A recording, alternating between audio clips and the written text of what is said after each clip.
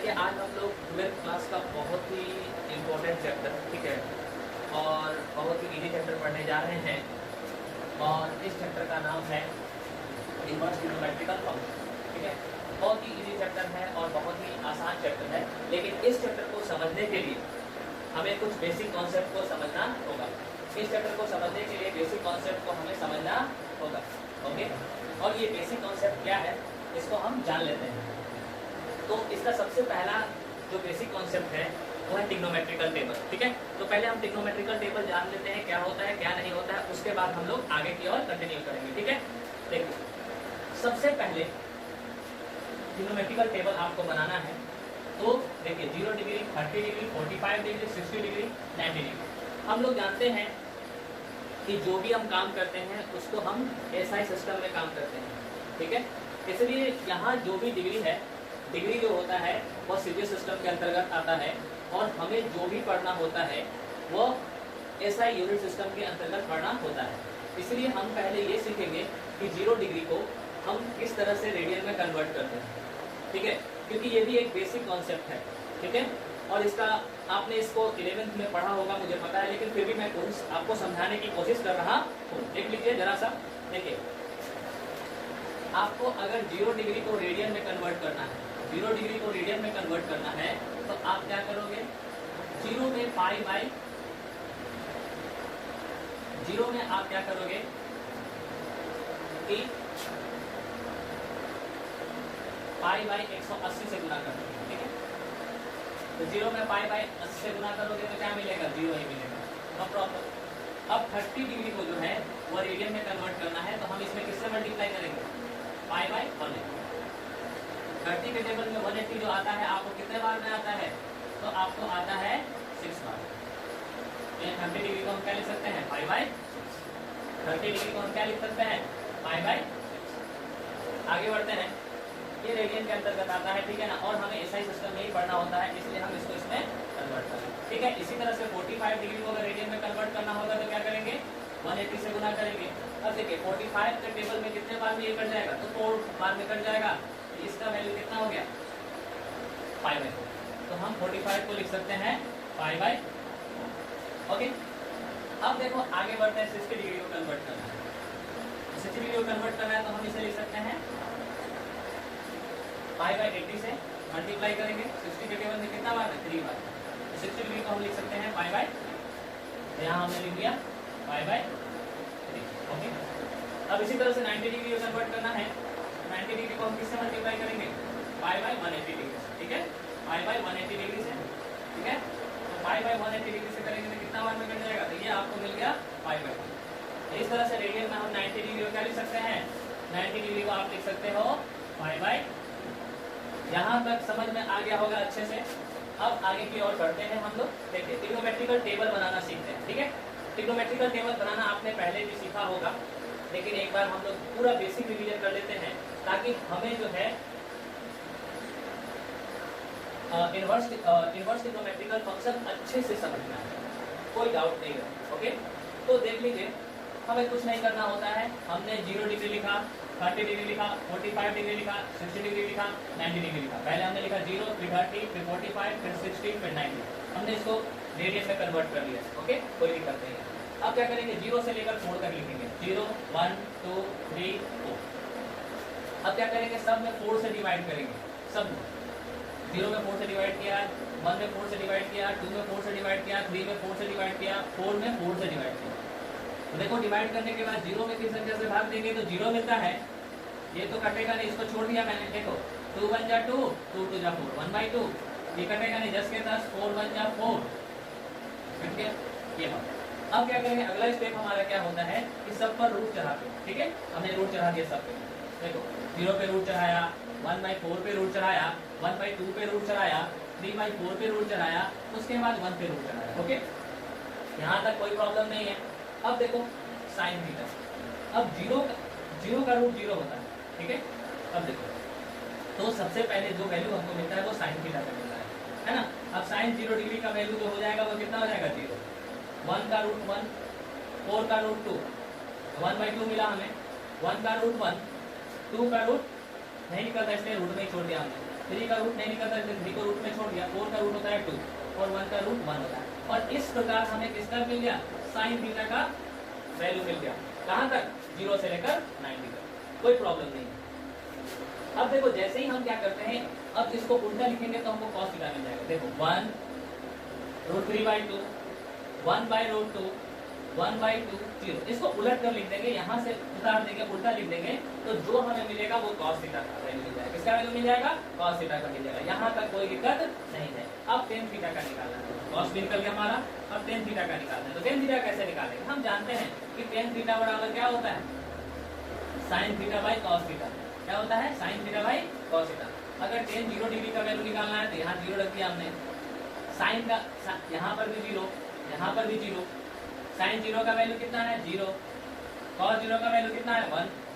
अब 1 से भाग देंगे किसी 0 में तो क्या मिलेगा हमको 0। तो इस तरह से टेन का वैल्यू हमको क्या मिल गया 0। इसी तरह से अगर हमको tan 30 का मान निकालना है तो यहाँ लिखेंगे साइन 30 बाई कॉस 30। ओके, ठीक है, कॉस 30। अब देखो साइन 30 का वैल्यू कितना है हमारे पास, साइन 30 का वैल्यू हमारे पास 1/2 है और cos 30 का वैल्यू कितना है √3/2 है। ये 2 से 2 कैंसल आउट, तो tan 30 का वैल्यू कितना मिल गया 1/√3। यहाँ तक कोई दिक्कत नहीं है। इसी तरह से अगर हमको क्या निकालना है कि tan 60 का वैल्यू निकालना है तो हम निकाल सकते हैं, या tan 45 का वैल्यू निकाल लेते हैं। tan 45 का वैल्यू होगा sin 45 बाई cos 45। sin 45 का वैल्यू 1/√2, cos 45 का वैल्यू 1/√2, 1/√2 से 1/√2 कैंसिल, तो tan का वैल्यू कितना मिल गया 1 मिल गया। इसी तरह से हम क्या निकाल लेंगे, tan 60 का वैल्यू निकाल लेंगे। tan 60 का वैल्यू निकालने के लिए हमें क्या निकालना होगा, हमको sin 60 बाई क्या होगा cos 60। हम जानते हैं फॉर्मूला, sin 60 का वैल्यू क्या होता है, sin 60 का वैल्यू जो होता है वो क्या होता है √3/2 और cos 60 का वैल्यू कितना होता है 1/2, 2 से 2 कैंसल आउट, हमको मिलेगा √3। क्या मिलेगा √3। और इसी तरह से आगे बढ़ते जाएंगे हम लोग। अब अगला देखते हैं, हमारे पास 60 तक हो गया, अब हम देखेंगे 90। क्या देखेंगे 90। तो tan 90 का देखते हैं। अब देखो tan 90, क्योंकि tan थीटा बराबर फॉर्मूला क्या बताया मैंने, साइन थीटा बाई क्या होता है cos थीटा होता है। तो tan 90, जब यहाँ थीटा था तो थीटा लिखा था हमने, अब यहाँ 90 है तो क्या लिखेंगे tan 90 by cos 90, sorry sin 90 by cos 90। sin 90 का वैल्यू होता है आपको क्या 1 और cos 90 का वैल्यू 0 होता है। अगर किसी 0 से भाग देंगे तो हमको इन्फिनिटी मिलता है। क्या मिलता है इन्फिनिटी, या इसे हम कहते हैं नॉट डिफाइंड। क्या कहते हैं नॉट डिफाइंड, यानी कि अपरिभाषित है, इसकी कोई परिभाषा नहीं है, है ना। इसके बारे में आज तक 0 का कोई वैल्यू नहीं जानता है, इसलिए हम इसे अपरिभाषित कहते हैं, ठीक है ना। और शॉर्टकट में लिखते हैं एनडी। क्या लिखते हैं एनडी मतलब नॉट डिफाइंड। यहाँ पर कोई दिक्कत नहीं है। चलिए अब आगे बढ़ते हैं। चलो अब हम लोग निकालेंगे cos थीटा का, cos या tan थीटा निकल गया, ठीक उलट कर लिख देंगे, उल्टा लिख देंगे, नॉट डिफाइंड √3 नॉट डिफाइंड √3। उसके बाद यहाँ पर हो जाएगा आपको 1, ठीक है। यहाँ पर क्या हो जाएगा आपको 1/√3 और यहाँ हो जाएगा आपको क्या 0, यानी कि उलट कर लिख देंगे तो हमें किसका वैल्यू मिल जाएगा cot थीटा का वैल्यू मिल जाएगा। अब sec थीटा का वैल्यू निकालना है तो sec थीटा का फॉर्मूला होता है, आप जानते हैं कि 1/cos थीटा। तो 1/cos थीटा होता है, अगर 1/cos थीटा देखो यहाँ पर 1 और cos, यहाँ पर अगर हमको sec 0 का वैल्यू निकालना है तो यहाँ रखेंगे sec 0। अब देखो 1/cos, यहाँ पर हमने क्या कर लिया sec 0 डिग्री कर दिया। क्या कर दिया sec 0 डिग्री। अब देखो sec 0 का वैल्यू निकालना है, sec 0 का वैल्यू क्या होता है बताओ जरा मुझे। तो sec 0 का वैल्यू होता है सॉरी यहाँ पर cos 0 होगा, sec का वैल्यू निकालना है यहाँ पर cos 0 सॉरी। तो cos 0 का वैल्यू कितना होता है, तो cos 0 का वैल्यू 1 होता है। तो जब 1 से हम 1 में भाग देंगे तो हमको क्या मिलेगा 1। क्या मिलेगा 1। यहाँ तक कोई दिक्कत नहीं है। तो sec 0 का वैल्यू हमें क्या मिला, ये मिला। अब अगर हमको क्या निकालना है sec 30 का वैल्यू निकालना है तो हम लिखेंगे 1/cos 30। क्या लिखेंगे 1/cos 30। अब देखो 1/cos 30 का वैल्यू कितना होता है, तो cos 30 का वैल्यू होता है √3/2। अब इसको उलट देंगे, ये नीचे वाला कहाँ चल जाएगा ऊपर, और ये कहाँ चल जाएगा ऊपर चला जाएगा, फ्लिप हो जाएगा, उलट जाएगा और हमको क्या मिल जाएगा 2/√3। इस तरह से हमको जो है वो सेक का जो है वैल्यू क्या मिला, सेक जो है 30 का वैल्यू हमको ये मिल गया 2/√3। इसी तरह से सेक 30 निकल गया। अब हम सेक 45 निकालते हैं। सेक 45 बराबर क्या होगा 1/cos 45। यहाँ तक कोई दिक्कत नहीं है, 1 का 1 और cos 45 का वैल्यू कितना होता है 1/√2। इसको उलट देंगे √2, तो यहाँ पर sec 45 का वैल्यू कितना मिल गया हमको √2। इसी तरह से अब आगे बढ़ते हैं sec 60 डिग्री। sec 60 डिग्री बराबर क्या होगा 1/cos 60 डिग्री, ठीक है ना। हम जानते हैं कि 1 और cos 60 का वैल्यू कितना होता है, देखो cos 60 का वैल्यू जो होता है हमारे पास क्या होता है 1/2। तो यहाँ 1/2 करेंगे, इसको फ्लिप करेंगे तो 2 कहाँ चला जाएगा ऊपर, यानी 2/1 डिवाइड करेंगे 1 से तो हमको 2 ही मिलेगा। क्या मिलेगा 2 ही मिलेगा। इस प्रकार हमको यहाँ तक पता चल गया। अब आते हैं हम लोग कहाँ पर, अब आते हैं हम लोग कहाँ तक निकाले, यहाँ तक निकाले 60 तक। अब हम निकालते हैं 90 का वैल्यू। तो हम जानते हैं कि sec 90 बराबर क्या होगा, sec 90 डिग्री बराबर जो होगा वो क्या होगा 1/cos 90, 1 का 1 और cos 90 का वैल्यू होता है आपको 0। तो मैंने अभी बताया था कि 0 से की संख्या भागेंगे तो हमको क्या मिलता है नॉट डिफाइंड। क्या मिलता है नॉट डिफाइंड, इंफिनिटी मिलता है। हाँ, इसे हम क्या लिखते हैं एनडी, क्या लिखते हैं एनडी। और इसको उलट के जब लिख देंगे तो हमको कॉसेक का वैल्यू मिल जाएगा। इस तरह से हमने सीख लिया कि ट्रिग्नोमेट्रिकल टेबल हम कैसे बनाते हैं। यहाँ तक कोई दिक्कत नहीं है और अच्छे समझ में आया होगा। अगर कोई डाउट होता है तो प्लीज कमेंट कर देना, मैं अगले इसका फिर वीडियो बना दूंगा और उसमें और डिटेल में समझा दूंगा। यहाँ तक कोई दिक्कत नहीं है। चलो अब हम लोग आगे बढ़ते हैं, ठीक है, ओके। चलिए अब आगे समझने की कोशिश करते हैं कि कैसे समझना है। चलिए देख लीजिए, है ना। और जो भी नहीं समझ में आएगा जरा बोलिएगा हमें, कमेंट कर सकते हैं आप लोग। देखिए जैसे कि आप जानते हो, ठीक है ना, हम लेट करते हैं क्या, लेट y = sin थीटा। कोई ट्रिग्नोमेट्रिकल फंक्शन है, क्या है, कोई ट्रिग्नोमेट्रिकल फंक्शन है, ठीक है ना। तो देखो यहाँ पर हम जो भी वैल्यू रखेंगे थीटा की जगह, हम थीटा की जगह जो भी रखेंगे, हमने अभी तक पढ़ा था, हमने ये पढ़ा है कि जब हम क्या करेंगे कि थीटा की जगह जो भी वैल्यू रखेंगे उसे हम डोमेन कहते हैं। क्या कहते हैं, डोमेन कहते हैं। हमने अभी तक ट्रिग्नोमेट्रिक में पढ़ा है, अभी तक जो 10 से लेकर 11 तक पढ़ा है हमने यही पढ़ा है कि थीटा की जगह वैल्यू पुट करेंगे। थीटा की जगह हम क्या पुट करते हैं 0 डिग्री। जैसे ही साइन थीटा का वैल्यू हम 0 रखेंगे, यहाँ पर 0, साइन 0 का वैल्यू कितना होता है हमारे पास, तो साइन 0 का वैल्यू हमारा 0 डिग्री बराबर कितना होता है 0। तो ये साइन 0 का वैल्यू ये मिला। तो जो हम वैल्यू पुट करते हैं, ये सारे के सारे वैल्यू जो होते हैं वो क्या कहलाते हैं, डोमेन। क्या कहलाते हैं, डोमेन, ठीक है। और जो हमें y का वैल्यू मिलता है, हमने यहाँ थीटा की जगह पुट क्या किया, हमने थीटा की जगह पुट किया 0 डिग्री। तो 0 के डिग्री जो हो गया वो डोमेन हो गया, और y क्या हो गया इसका रिजल्ट, या हम इसे रेंज कहते हैं। क्या कहते हैं, रेंज कहते हैं। यहाँ तक कोई दिक्कत नहीं है। इसी तरह से थीटा की जगह अगर हम क्या पुट करेंगे 30 डिग्री, तो हमारे पास क्या होगा, हमारे पास जो इसका वैल्यू क्या, ये हमारा ये डोमेन हो गया, क्योंकि हमने यहाँ पर पुट किया गया थीटा की जगह, हमने क्या पुट किया, इसमें जो भी हम थीटा की जगह पुट करेंगे वो हमारा डोमेन होगा, और जो रिजल्ट मिलेगा उसे हम क्या कहेंगे, रेंज कहेंगे। क्या कहेंगे, रेंज कहेंगे। ओके, यहाँ तक कोई दिक्कत नहीं है। चलिए हम पुट करते हैं यहाँ पर y और साइन यहाँ पर 30 डिग्री, यहाँ तक कोई दिक्कत नहीं है। फिर पुट करते हैं हम लोग थीटा = 60 डिग्री। हमारे पास यहाँ रिजल्ट मिला 1/2, साइन 30 का वैल्यू 1/2, ठीक है। फिर पुट करते हैं हम लोग 60, तो y = हमारे पास क्या मिल गया, थीटा की जगह 60 पुट करेंगे।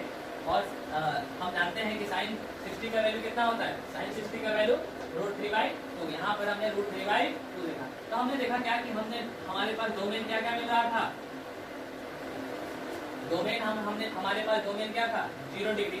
तो हमारे पास उसका रेंज क्या मिला, हमको रेंज मिला, जब हमने 0 रखा तो हमारे पास क्या मिला 1, यानी रिजल्ट या रेंज इसे कहेंगे, ठीक है, इसे रिजल्ट कहेंगे, ठीक है, या रेंज कहेंगे। ओके, अब देखो फिर हमने 30 डिग्री रखा तो हमारे पास क्या मिला, यानी कि जो y का वैल्यू हमें मिल रहा था, ठीक है।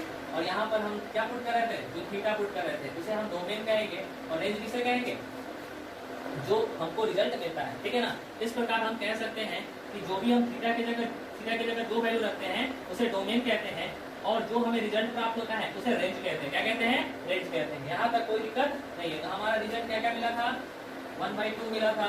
फिर जब हमने 45 अगर रखा, 60 रखा था, तो हमारे को क्या मिला था, √3 मिला था। तो इस प्रकार क्या मिला हमको, जो वैल्यू हमने इसमें रखा था और जो वैल्यू हमने इसमें रखा उसी के अकॉर्डिंग हमको जो जो रिजल्ट मिला है ना, तो जो वैल्यू हमने पुट किया था थीटा की जगह उसे कहेंगे डोमेन, और जो हमको रिजल्ट मिला उसे कहेंगे रेंज। यहाँ तक कोई दिक्कत नहीं है, बहुत अच्छे समझ में आ रहा होगा, ठीक है ना। बहुत आराम से पढ़ा रहा हूँ ताकि अच्छे से समझ में आ जाए। अभी तक हमने पढ़ा है कि एंगल गिवन है, और हमें अभी तक हमने पढ़ा था कि हमें एंगल गिवन था और वैल्यू बताना था। लेकिन इस चैप्टर में अभी तक हमने पढ़ा है क्या कि एंगल गिवन था, यानी टेंथ में हमने क्या पढ़ा है कि एंगल गिवन था और हमें वैल्यू बताना था। जैसे कि बोला जाता था क्या, टेंथ में हमें हमको क्या दिया था कि tan 60 degree equal to what, है ना। तो हम बोलते थे क्या कि tan 60 डिग्री इक्वल टू क्या है, √3। हम इसका वैल्यू बता देते। लेकिन इस चैप्टर में हमें क्या दिया हुआ, ठीक इसका उल्टा। यानी कहने का मतलब ये हुआ कि हमको वैल्यू दिया हुआ है, क्या दिया हुआ है, वैल्यू दिया हुआ है, और हमें क्या बताना है, हमें वैल्यू दिया हुआ है और हमें बताना है एंगल, ठीक है। इस चैप्टर में हम लोग क्या करेंगे, ठीक ट्रिग्नोमेट्रिकल फंक्शन जो हमने पढ़ा है उसके उल्टे फंक्शन को पढ़ेंगे। अभी तक हमने क्या पढ़ा था कि हमारे को एंगल दिया हुआ था और वैल्यू बताना था, और आज हम लोग क्या पढ़ेंगे कि वैल्यू दिया है और हमें क्या बताना है, एंगल बताना है। हमें क्या बताना है, एंगल, यानी कि √3 tan में किसका वैल्यू होता है, तो किसका वैल्यू होता है, तो tan किसका वैल्यू होता है, तो थीटा का वैल्यू जब 60 रखेंगे तो हमें tan का वैल्यू क्या मिलेगा, हमें tan का वैल्यू 60 मिलेगा। यहाँ तक कोई दिक्कत नहीं है, बहुत अच्छे समझ में आएगा, घबराना नहीं है, बहुत प्रेम से पढ़ेंगे हम लोग और बहुत अच्छे से समझने की कोशिश करेंगे इस चैप्टर को। चलिए अब आगे बढ़ते हैं, ठीक है।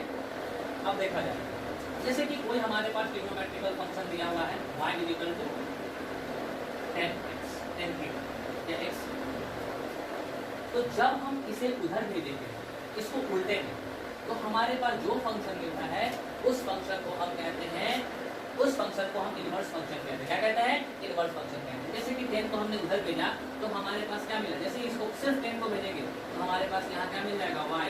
देखो एक बात तो, इसको हम उधर भेजेंगे तो हमारे पास क्या मिलेगा, tan x। समझने के लिए, ठीक है, ऐसा कोई होता नहीं है कॉन्सेप्ट, ठीक है, समझने के लिए सिर्फ tan को भेजा तो यहाँ पर ये मिला। जैसे ही इसको ऊपर भेजेंगे, हम जानते हैं कि किसी संख्या को अगर नीचे से ऊपर भेजते हैं तो पावर क्या होता है, माइनस राइज हो जाता है।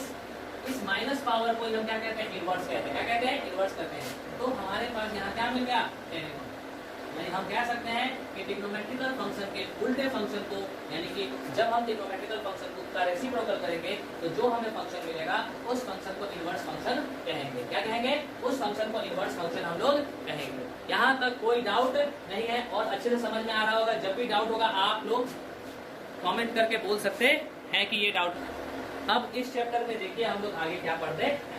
देखो अभी तक मैंने बताया था, इससे पहले ट्रिग्नोमेट्री में, किसमें, ट्रिग्नोमेट्री में मैंने बताया क्या कि y sin थीटा, हम क्या करते थे कि थीटा की जगह पुट करते थे, यानी कि जो पुट करते थे वो क्या मिला था हमको, यहाँ डोमेन मिला था और इसका रिजल्ट मिला था, उसे क्या कहते हैं, उसे हम लोग देखो हमें डोमेन मिला था और हमें क्या मिला था, रेंज मिला था। क्या मिला था, रेंज मिला था। यहाँ तक कोई दिक्कत नहीं है। अब देखो ठीक उल्टा हो गया, अब यहाँ पर हम वैल्यू पुट करेंगे, यानी कि यहाँ पे कोई वैल्यू पुट करेंगे तो हमें डोमेन कहाँ मिलेगा, यहाँ, और रेंज कहाँ मिलेगा हमको, यहाँ पर। फ्लिप कर गया, उलट गया, ठीक है ना, और रेंज हमें यहाँ पर मिलेगा। ठीक है, यहाँ तक कोई दिक्कत नहीं है। चलिए जैसे कि एग्जाम्पल लो, हमारे पास दिया हुआ है साइन इनवर्स 1/2, तो साइन इनवर्स में कौन सा वैल्यू है जो साइन थीटा में कौन सा एंगल है जो 1/2 के बराबर होता है। तो आप देखिए 1/2 किसके बराबर होता है, तो किसके बराबर होता है आपको, 30 डिग्री के बराबर। तो आपका जो डोमेन है वो क्या है, 1/2, और ये जो है 1/2 क्या है आपका, डोमेन है। क्या है, डोमेन। और ये हमको क्या मिल रहा है, रेंज मिल रहा है। क्या मिल रहा है, रेंज। यहाँ तक कोई दिक्कत नहीं है। ठीक इसी प्रकार से अगर हम यहाँ रख दे साइन इनवर्स 1, तो साइन में 1 का वैल्यू किसके बराबर होता है, 90 के बराबर होता है। तो इसमें देखो हमने वहां पर क्या किया था, हमको थीटा जो मिल रहा था वो डोमेन मिल रहा था, और y का जो वैल्यू मिल रहा था वो क्या मिला, रेंज मिला था। और यहाँ पर हम देख रहे हैं क्या कि जो वैल्यू है हमारा वो डोमेन है, और जो डिग्री है वो क्या है, रेंज है। तो हमने अभी तक पढ़ा, ट्रिग्नोमेट्री में पढ़ा कि हमारा जो एंगल था वो क्या था, डोमेन था, और रिजल्ट जो था वो क्या था, रेंज था। अब हम यहाँ पर इस चैप्टर में पढ़ेंगे कि जो हमारा रिजल्ट है, यानी कि जो हमारा वैल्यू है वह क्या है, डोमेन है, और जो एंगल है वो क्या है, रेंज है। ठीक उल्टा इसका पढ़ेंगे, किस ट्रिग्नोमेट्रिकल फंक्शन के ठीक उल्टे फंक्शन को हम इस चैप्टर में पढ़ेंगे और जानने की कोशिश करेंगे। यहाँ तक कोई दिक्कत नहीं है। इस प्रकार हम कह सकते हैं कि इन ट्रिग्नोमेट्री, किसमें? ट्रिग्नोमेट्री में, ठीक है। इन ट्रिग्नोमेट्री आपको जो होता है वो क्या होता है कि डोमेन जो होता है वो क्या होता है?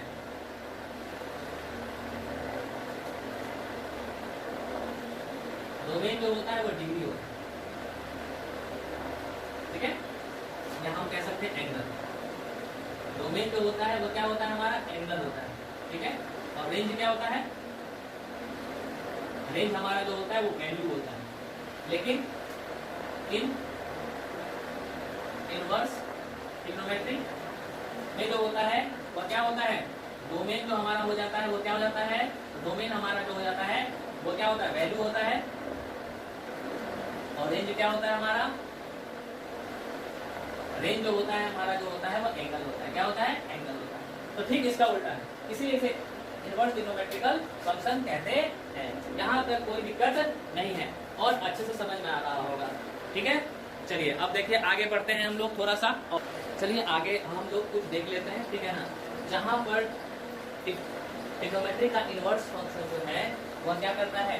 ये डिफाइन करता है। उसका कुछ रेंज है ना, जहाँ पर वह रिपीट नहीं करता है और उस रेंज के बीच जो है वह क्या होता है कि हमारा ट्रिग्नोमेट्रिकल इनवर्स फंक्शन जो है, इनवर्स ट्रिग्नोमेट्रिकल फंक्शन जो है वह क्या करता है? डिफाइन करता है। जैसे देख लो यहाँ पर साइन इनवर्स जो है आपको डिफाइन किसके बीच डिफाइन करेगा? माइनस पाई से कितना? पाई/2 के बीच। और इसका रेंज क्या होगा? इसी के बीच डिफाइन करेगा। यानी कि जो भी वैल्यू हम लेंगे, जो भी हमारा डोमेन मिलेगा वो किसके बीच मिलेगा? इसके बीच। देखिए अब देखो यहाँ पर हम लोग एक बात ध्यान देते हैं, ठीक है ना। ये देखो इसे हम कहते हैं क्लोज इंटरवल। क्या कहते हैं? Close interval. क्या कहते हैं? क्लोज इंटरवल, ठीक है। क्लोज इंटरवल का मतलब क्या होता है? मान लीजिए यहाँ पर हमने 2 3 लिखा, क्लोज इंटरवल 2 3। इसका मतलब क्या हुआ? चलो अच्छे समझते हैं। 0 3 लिखा। जब हम क्लोज इंटरवल लिखते हैं तो इसका मतलब ये होता है कि इसमें कौन कौन सा वैल्यू आ सकता है? 0 भी आ सकता है, 1 भी आ सकता है, 2 भी आ सकता है, 3 भी आ सकता है, 4 भी 3 भी आ सकता है। यानी ये सारे के सारे वैल्यू इसके अंदर आ सकते हैं, लाई कर सकते हैं। लेकिन जब हम ओपन इंटरवल लिखते हैं, ये क्या है हमारे पास? Open interval. ओपन इंटरवल अगर हम 0 3 लिखते हैं तो इन दोनों को छोड़ के बाकी सभी नंबर लिखाएंगे जो इनके बीच में होगा। तो हमारे पास इनके बीच में क्या है? देखो ये क्लोज इंटरवल है। क्लोज इंटरवल देख लो यहाँ पर, ठीक है ना। क्लोज इंटरवल है तो हमारे पास क्लोज इंटरवल में क्या होगा कि हम किस किस वैल्यू को लिखेंगे? ये। और ओपन इंटरवल में क्या लिख सकते हैं हम लोग? ओपन इंटरवल में क्या लिख सकते हैं? और क्लोज इंटरवल में हम क्या लिख सकते हैं? क्लोज इंटरवल में हम लोग लिख सकते हैं क्या? क्लोज इंटरवल में हम लोग लिख सकते हैं क्या? ये सारे वैल्यू लिखाएंगे, यानी 0 1 2 3, यानी जो भी इसके बीच में है और ये दोनों नंबर भी लिखाएंगे। लेकिन अगर ओपन इंटरवल की बात कर रहे हो तो ये जो है ओपन इंटरवल जब भी लिखेंगे तो जो आपको ओपन इंटरवल में दिया रहेगा, जैसे कि ये दोनों दिया हुआ, इसको छोड़ देना। क्या क्या है? इसको छोड़ करके 0 के बाद 1 बच रहा है, फिर 2 बच रहा है, ठीक है ना। तो ये जो वैल्यू मिलेगा वो क्या मिलेगा? 1 2। यानी इन दोनों को छोड़ के उनके बीच में जो भी वैल्यू होगा वो सारा का सारा क्या होगा? वो वैल्यू जो होगा वो सेटिस्फाइड करेगा, डिफाइंड होगा, ठीक है। तो हम लोग ट्रिग्नोमेट्रिकल फंक्शन जो है उसका रेंज और डोमेन होता है। साइन इनवर्स का जो है रेंज, यानी कि किसके इसके बीच वैल्यू जो है वो डिफाइन होगा। तो -π/2 से लेकर के, यानी कि -90 डिग्री से लेकर के +90 डिग्री के बीच जो भी वैल्यू, जैसे कहने का मतलब हुआ -90 डिग्री भी ले सकते हैं। उसके बाद हम इसमें क्या ले सकते हैं? -60 डिग्री भी ले सकते हैं, -30 डिग्री भी ले सकते हैं, -45 डिग्री भी ले सकते हैं, ठीक है। -30 डिग्री भी ले सकते हैं, 0 भी ले सकते हैं, फिर 30 डिग्री भी ले सकते हैं, फिर 45 डिग्री भी ले सकते हैं। उसके बाद क्या लिख सकते हैं? 60 डिग्री भी लिख सकते हैं, 90 डिग्री भी लिख सकते हैं। यानी कि ये सारे के सारे वैल्यू जो होंगे वो डिफाइन होंगे किसके लिए? साइन थीटा के लिए। किसके लिए? साइन थीटा के लिए। ओके, अब देखो, अब आगे बढ़ते हैं। अगर हम कॉस के रेंज की बात करें तो कॉस का रेंज कहां से है? 0 से लेकर 180 के बीच जो भी इसका वैल्यू होता है वो सारे के सारे क्या होंगे? डिफाइन होंगे। क्या होंगे? डिफाइन होंगे, ठीक है। अब देखो, और 0 भी होगा और क्या होगा? पाई भी होगा। पाई का मतलब होता है 180। पाई का वैल्यू, पाई का मीन्स क्या होता है? 180 डिग्री। पाई का मतलब होता है 180 डिग्री। यहाँ तक कोई दिक्कत नहीं है। चलिए अब देखिए इसमें क्या है, अगर हम बात करें 10 की, तो 10 का जो डोमेन है वो क्या है, डोमेन जो जितना भी रियल नंबर है वो सब के लिए क्या होगा, सेटिस्फाइड होगा डोमेन। इसका डोमेन सारे के सारे रियल नंबर, जो भी रियल नंबर होगा वह सबको सेटिस्फाइड करेगा। लेकिन इसका रेंज जो होगा वो किसके बीच लाई करेगा, 90 और किसके बीच, प्लस माइनस 90 और किसके बीच, 90 के बीच। ये दोनों नहीं होगा, इन दोनों को छोड़ करके इनके बीच जो भी आता है अगर वो सब के सब जो होगा वो 10 थीटा को क्या करेगा, सेटिस्फाइड करेगा, डिफाइन करेगा। जैसे कि 90 के बाद क्या होता है, 60 degree, minus 60 degree, minus 45 degree, minus 30 degree, उसके बाद क्या 0 डिग्री, फिर 30 डिग्री, 45 और ये सारे के सारे जो होंगे इसके बीच, यानी कि माइनस 90 और 90 को छोड़ के बाकी सारे वैल्यू जो है वो कौन सेटिस्फाइड करेगा, 10 थीटा के सेटिस्फाइड करेगा। यहाँ तक कोई दिक्कत नहीं है क्योंकि यहाँ पर ओपन इंटरवल है, ठीक है। इसी तरह से cot थीटा का वैल्यू जो होगा वो 0 से पाई के बीच लाई करेगा, बीच में लाई करेगा, 0 नहीं होगा और क्या होगा, पाई को छोड़ करके बाकी जो इसके बीच में होगा सबको लाई करेगा सबके लिए। अब देखो सेक थीटा जो होगा वह सारा का सारा वैल्यू को सेटिस्फाइड करेगा, सिर्फ किसको छोड़ करके, पाई बाई 2 को छोड़ करके, यानी कि इसके साथ इसके बीच के सारे डिग्री को क्या करेगा, कि सेटिस्फाइड करेगा, है ना। जैसे देख लीजिए आप 0 को भी डिफाइन करेगा, फिर 30 को भी डिफाइन करेगा, 60 को भी डिफाइन करेगा, 45 को भी डिफाइन करेगा, 45 को भी डिफाइन करेगा, 60 को भी डिफाइन करेगा, बट 90 को डिफाइन नहीं करेगा। इसके बाद 120 को भी डिफाइन करेगा, उसके बाद 150 को भी डिफाइन करेगा, 135 को भी डिफाइन करेगा, 150 को भी डिफाइन करेगा और 180 को भी डिफाइन करेगा। सिर्फ इसको छोड़ करके, 90 को छोड़ करके बाकी सभी वैल्यू को ये डिफाइन करेगा, ठीक है।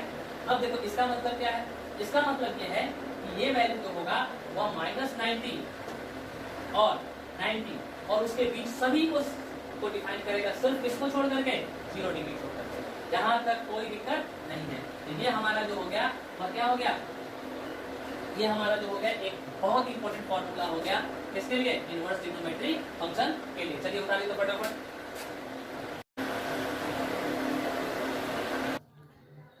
कुछ और इंपॉर्टेंट फॉर्मूला हमें इसमें देखना है, वो देख लेते हैं। जैसे कि देख लिया जाए, sine inverse minus x minus sine inverse x, tan inverse minus x minus tan inverse x, cosec inverse minus x minus cosec inverse, ठीक है, cos inverse minus x, pi minus cos inverse x, फिर sec inverse x minus x, pi minus sec inverse x, cot minus x, pi minus cot inverse x, sine inverse sine x is equal to x, sine cut जाएगा। देख लो ये कैसे हो जाता है, जैसे कि मान लीजिए साइन इनवर्स एक्स है, ओके, अब देखो साइन एक्स है, ओके। अब इस साइन को हम लिख सकते हैं 1 by sine into sine x, ये साइन साइन कैंसिल, तो क्या बचेगा हमारे पास, सिर्फ एक्स बचेगा ना। इसी तरह से cos inverse x is equal to x, tan inverse into tan x is equal to x, cot inverse x into cot x is equal to x, sec inverse x is equal to sec x is equal to sec inverse x into sec x is equal to x, cosec inverse x into cos x is equal to x. और ये सारे के सारे जो है बहुत important formula है, ठीक है। अब हम लोग एक बात और जान लेते हैं कि रेंज को ही हम कहते हैं प्रिंसिपल वैल्यू। क्या कहते हैं, रेंज को ही हम प्रिंसिपल वैल्यू कहते हैं। चलो अब हम चैप्टर स्टार्ट करते हैं, ओके, नो प्रॉब्लम, समझ में आ रहा है, ठीक है। चलो आगे बढ़ते हैं हम लोग। अब चलिए देखिए आगे देखते हैं, ओके। अब देखिए थोड़ा सा हम लोग कुछ एग्जाम्पल सॉल्व कर लेते हैं, जो हमारा जो है एनसीईआरटी बुक जो है एक्सरसाइज 2.1 का है, ठीक है। प्रिंसिपल वैल्यू हमको फाइंड करना है, बहुत ही इजी है। जैसे पहला क्वेश्चन देखिए, है ना, पहला क्वेश्चन में क्या है कि साइन इनवर्स 1/√2, देखो यहां पर देखो तुम 1/√2 साइन में किसका वैल्यू होता है, 1/√2 साइन में जो होता है π/4, साइन π/4 का वैल्यू होता है। तो तो हम यहाँ लिख देंगे साइन π/4। मैंने अभी बताया था कि अगर साइन इनवर्स, मैंने अभी बताया था कि अगर साइन इनवर्स और साइन x रहता है तो साइन से साइन कैंसिल आउट, सिर्फ बचता है हमारे पास x, यानी ये साइन से साइन क्या हो जाएगा, कैंसिल आउट, तो हमारे पास बच जाएगा π/4। तो इसका प्रिंसिपल वैल्यू हमको क्या मिला, π/4। ठीक इसी प्रकार से जब इसका निकालना होगा तो हम लिखेंगे क्या, देखो यहाँ पर गौर करो, कॉट इनवर्स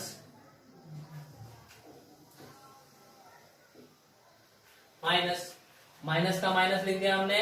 अब देखो 1/√3 जो होता है वो किसका वैल्यू होता है, किसमें, कॉट में देखेंगे तो 1/√3 जो होता है वो π/3 का वैल्यू होता है। किसका होता है, π/3 का। तो हम यहाँ लिखेंगे कॉट π/3। यहां तक कोई दिक्कत नहीं है। चलिए अब आगे देखा जाए। अभी हमने पढ़ा था कि कॉट माइनस थीटा क्या होता है, कॉट -x π- कॉट इनवर्स। इसी तरह से देखो यहाँ पर x का काम ये कर रहा है, कौन कर रहा है, x का काम ये कर रहा है, तो हम इसे लिखेंगे कॉट, इसे लिखेंगे हम लोग कॉट इनवर्स, और यहां लिखेंगे हम लोग क्या, इसका फॉर्मूला π - x का काम कौन कर रहा है, कॉट इनवर्स, और x का काम कर रहा है कॉट π/3। ये कॉट से ये कॉट कैंसल आउट, तो हमारे पास मिला π - π/3। अब इसको सॉल्व करेंगे तो हमारे पास क्या होगा, इसका एलसीएम 3 हो जाएगा, ठीक है, और यहाँ 1 छिपा हुआ है, 1 के टेबल में 3 बार में, तो यहाँ हो जाएगा 3π माइनस, और 3 के टेबल में 3 1 बार में, तो यहाँ पर पाई, 3π में से पाई गया तो क्या बचेगा 2π, यानी कि इसका प्रिंसिपल वैल्यू जो हमारे पास आया वह क्या आया, 2π/3। हमको ये भी देखना है कि ये जो है हमारा रेंज के अंदर आ रहा है कि नहीं, रेंज को सेटिस्फाइड कर रहा है कि नहीं। तो हमने देखा था कि साइन थीटा का जो रेंज था वह क्या था, -π/2 से लेकर के π/2 के बीच में था। तो देखो यानी कि ये जो है π/4 का मतलब मैंने बताया था 45 डिग्री, तो क्या 45 डिग्री -90 और 90 के बीच आता है, तो बिल्कुल आता है। तो ये किसको कर रहा है, तो ये सेटिस्फाइड कर रहा है किसको, -π/2 और किसको, π/2 को। इसलिए हमारा प्रिंसिपल वैल्यू ये जो होगा वह क्या होगा, π/4 होगा। चलो इसी तरह से अब देखो कॉट थीटा का देखते हैं। तो कॉट थीटा का रेंज हमने देखा था π/0 से π। तो देखो आप 2π/3 का मतलब क्या होता है, मैंने बताया आपको कि पाई का वैल्यू जो होता है 180 होता है, 3 से डिवाइड करेंगे तो कितना बार में, 60 बार में 120। तो क्या 0 और 180 के बीच 120 आता है, हाँ आता है, बिल्कुल आता है। इसलिए ये भी क्या करेगा, सेटिस्फाइड करेगा। तो इस तरह से ये भी हमें ध्यान रखना होता है कि जब भी हम प्रिंसिपल वैल्यू लेते हैं किसी भी चीज का, तो ये भी ध्यान हमें रखना होता है कि वह उसके रेंज को सेटिस्फाइड कर रहा है कि नहीं, यानी उस रेंज के अंदर आ रहा है कि नहीं। समझ में आया, चलो देखो, ठीक है, ओके। और भी कुछ एग्जांपल सॉल्व करते हैं, चलिए देखिए आगे कुछ और एग्जांपल हम लोग सॉल्व करते हैं, देख लीजिए। अब ये दिया हुआ है आपको साइन इनवर्स 1/2। चलिए अब साइन इनवर्स का साइन इनवर्स है ना, माइनस का माइनस, 1/2 किसका वैल्यू होता है साइन थीटा में, तो देखिए 1/2 जो होता है साइन π/6 के बराबर होता है। किसके बराबर होता है, साइन π/6 के बराबर होता है। और देखिए साइन माइनस थीटा, यहाँ आइए, sine minus theta, sine inverse minus x क्या होता था, माइनस साइन इनवर्स एक्स। तो यहाँ पर एक्स का काम कौन कर रहा है, ये एक्स का काम कर रहा है, इसलिए हम इसे लिखेंगे माइनस साइन इनवर्स, और एक्स की जगह क्या पुट कर लेंगे, साइन π/6। क्या पुट कर लेंगे हम लोग, साइन π/6। इनवर्स से साइन इनवर्स कैंसिल, आपको क्या मिल जाएगा, π/6। ये हमारा इसका प्रिंसिपल वैल्यू हो गया। चलिए इसी प्रकार से अब आगे देखते हैं, ठीक है। कॉस, तो देखिए तो कॉस में जो होता है वो रूट 3/2 का वैल्यू कितना होता है, तो √3/2 जो होता है कॉस में किसके बराबर होता है, π/6 के बराबर होता है। तो हम यहाँ लिखेंगे कॉस π/6। कॉस से कॉस क्या हो जाएगा, कैंसिल हो जाएगा, हमारे पास क्या मिल जाएगा, π/6। यही हमारा क्या हो जाएगा, प्रिंसिपल वैल्यू हो जाएगा। चलिए अब कॉसेक का देखते हैं। ठीक इसी प्रकार सिमिलर कॉसेक के बारे में देखेंगे। कॉसेक इनवर्स का कॉसेक इनवर्स। अब कॉसेक 2 का वैल्यू कितना होता है, देखो तो इसमें जरा 2 का वैल्यू जो होता है वह कॉसेक में क्या होता है, π/6 बराबर होता है। तो यहाँ पर हम लिख लेंगे कॉसेक π/6।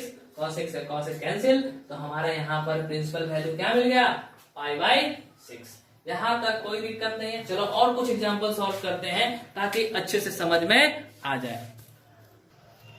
आपके सामने अब एनसीईआरटी बुक एक्सरसाइज 2.1 का 11 और 12 क्वेश्चन है। चलिए देखिए इसे भी सॉल्व करते हैं हम लोग, ठीक है, और इसका वैल्यू फाइंड आउट करते हैं, ठीक है। यहाँ तक कोई दिक्कत नहीं है। चलिए देखिए हम आराम से देख लेते हैं, इसमें कोई दिक्कत डाउट नहीं होनी चाहिए, है ना। बहुत इजी वे में हम समझ लेंगे इसको, बहुत ही इजी चैप्टर है, ठीक है, घबराना नहीं है। अगर कोई भी डाउट होगा तो आप कमेंट कर देना, ठीक है, मैं उसे सॉल्व कर दूंगा, ठीक है, कोई प्रॉब्लम नहीं है। चलिए हम वैल्यू फाइंड करते हैं, ठीक है, ओके।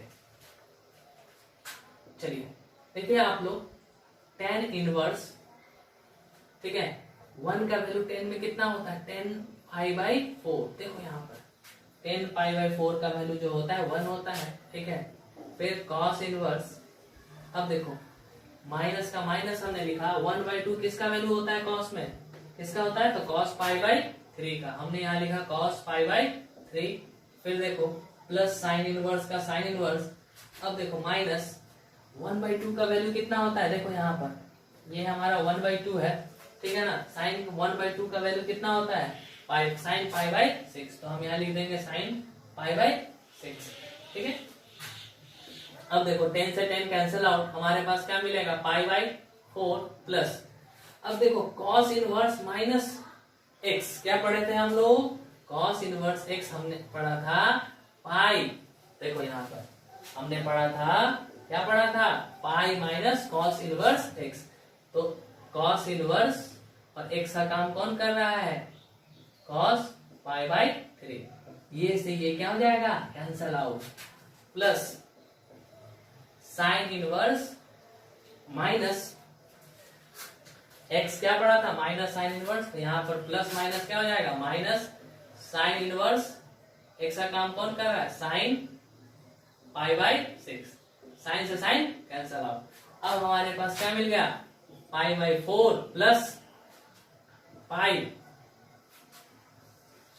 माइनस π/3 और यहाँ पर π/6। यहाँ तक कोई डाउट नहीं है। चलिए अब आगे देखते हैं हम लोग, ठीक है। चलिए इसको हम लोग एलसीएम वगैरह ले लेते हैं। सारा का एलसीएम जो होगा वो क्या होगा, इसका एलसीएम जो होगा वो आपको 12 होगा, क्या होगा, 12 होगा। यहाँ पर क्या छिपा हुआ, 1 4 के टेबल में 12 कितना बार में आता है, तो 3 बार में, तो यहाँ हो जाएगा 3π। 1 के टेबल में कितना बार में पाई आता है, 12 आता है, तो 12 बार में 12π हो गया। माइनस का माइनस हो गया, 3 के टेबल में 4 बार में और 6 के टेबल में 2 बार में, 2π का 2π। अब इसको हम लोग सॉल्व कर लेते हैं। 3 और 5, 3 और 12 कितना हो जाएगा, 15π हो जाएगा। और इन दोनों को जोड़ेंगे तो क्या मिलेगा हमको, 6π मिलेगा, बाई 12 का 12। अब हमारे पास इसका वैल्यू कितना आ गया, 11π/12। ये इसका वैल्यू हो गया, क्या हो गया, वैल्यू। हमें इसमें प्रिंसिपल वैल्यू नहीं फाइंड करना था, हमें क्या फाइंड करना था, ओनली वैल्यू, इसको सॉल्व करना था। तो हमारा इसका आंसर हो गया क्या, 11π/12। यहाँ तक कोई दिक्कत नहीं है, सॉरी बाय मिस्टेक, यहाँ पर क्या होगा 9π/12। ये 3 बार में और ये कितना बार है, 4 बार में, 3π/4 ये हो जाएगा इसका वैल्यू।